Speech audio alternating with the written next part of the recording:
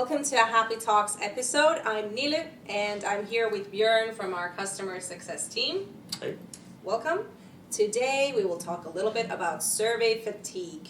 So we're living, of course, in a time where data collection and research happens basically every day and everywhere. Survey fatigue has also become a common phenomenon. So to talk further about this, why do you think people have survey fatigue in the first place? So let me ask you, Nilüfer, what kind of surveys have you received recently? What have they been like, and when did you receive them? Well, a good question.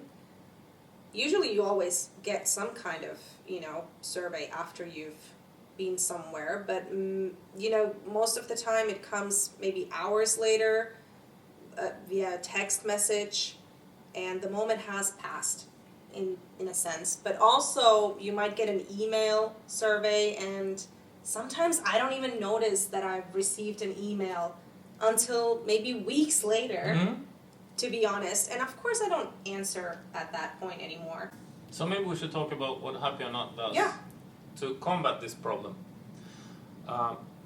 We always want to ask in the moment of the experience. So Nilüfer's experience with getting the text message or email after the experience is not our proposition. We propose that if you leave a restaurant, you should be able to give the feedback at that moment, because then we capture the emotion in that moment. And then it shouldn't take more than a few seconds to ask, how do you feel today about the experience, and why do you feel that way? And so when doing the follow-up question, you just basically keep it as a single choice question, because then people know that when they come to this Happy or Not machine, they know it won't take them more than a few seconds to complete.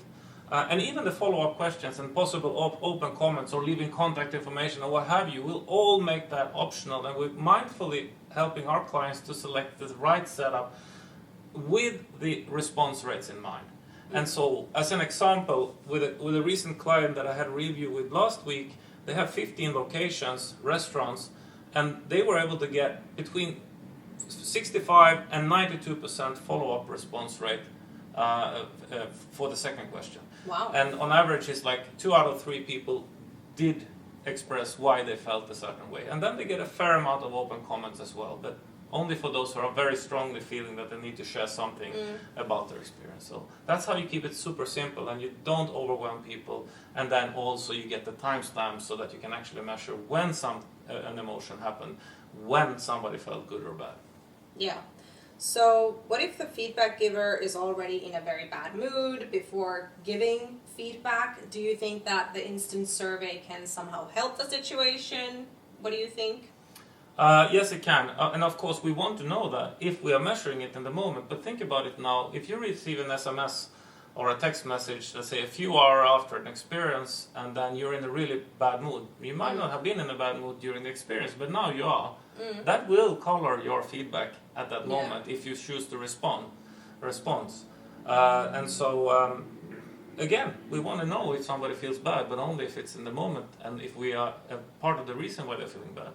Yeah, and then it's we can valuable information to know also if Absolutely. someone's not happy. And by the way, if I come up to a machine, I'm super unhappy. Yeah. I mean, I can let some steam out, and I can give my response and say, I'm "I'm really." it to the machine. That's right. That's right. It's therapeutic. So yeah, we're helping with that as well. So showing that you care can also help to reduce the frustration for people. Yeah, and then of course that when you receive negative feedback, that you take action and you make changes and you show your customers that you care.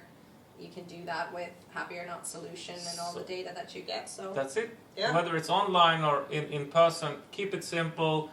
Couple of alternatives, in the follow-up. One follow-up question to start with. You can evaluate whether you want to collect contact information, etc. But typically we recommend not to start with that. Make things optional in terms of the flow of the questions, and then ensure that you can get enough information in as little time as possible so that people come back to give over and over again their feedback. Wonderful. Thank you so much for sharing your thoughts on this topic. Björn mentioned a lot of key takeaways just then and there, but just to say it one more time, so remember to keep the survey at an optimal length and have clear questions, clear follow-up questions, and also think about the answer options as well. Keep them simple as well. Join us again next time. Thank you, Björn. Thank you, Nilo. Joining us, and see you guys. Bye. Bye.